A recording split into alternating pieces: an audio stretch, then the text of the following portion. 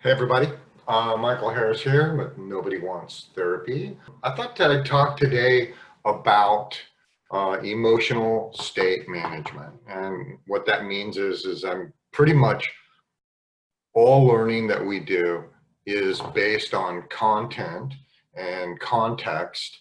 And also it's based on our emotional state. So one of the questions that you might want to consider is, how do you manage stress? Or how do you manage fear? Or how do you manage grief or anger? How do you manage making a hard decision? And the answer is that people pretty much make decisions based on those emotional states and whatever it is that they are comfortable with in terms of habit. We move in two directions, most people do, is that they move towards pleasure or that they move away from pain. And it is that process that they're used to in how they make most of their decisions. So I'd like you to think about this for a second. Think about a decision that you've been trying to make for a while. You're going to get a new car, you're going to get married, you're going to get divorced, you're going to finally buy that stock that you were looking at. So the first thing I want you to think about is, what do you really want? And think in terms of, what do you want to see? What do you want to hear? What do you want to feel?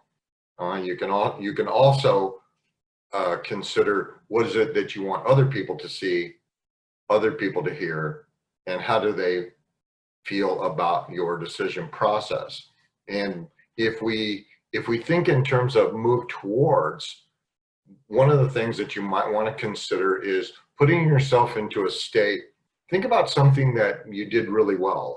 One of my favorite memories is I hit a home run, in a baseball game, and we won the game, and it was incredible. So when I want to put myself into an emotional state, I think about things that I have done well, and even if they were difficult in the process, the ultimate outcome was that I succeeded. And I want to put myself into that emotional state where I have the history of succeeding, so that when I'm making whatever decision that I'm making, I will have that history of success to draw upon. Now, not everybody does it that way.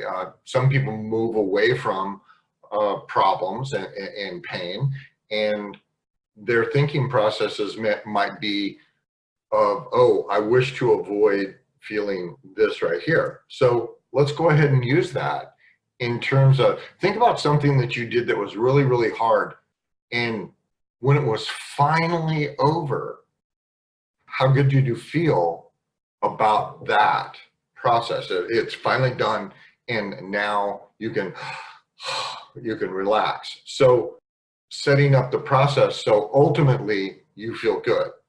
So go back to that decision that you were going to make, and whether you want to do it in a move towards, where you're going to feel great as you're making this decision, and when it's all done, it's going to feel great.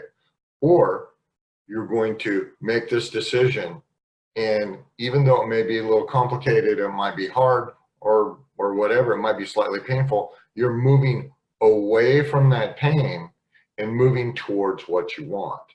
And if you have additional questions, please, just send me an email, or you can call me on my Google Voice, which is 214-702-3774. Additionally, I have a coaching class on Thursday nights, 3 times a month, and it's the group coaching on the Nobody Wants Therapy Facebook page. So you can get a hold of me, and I will talk to you later.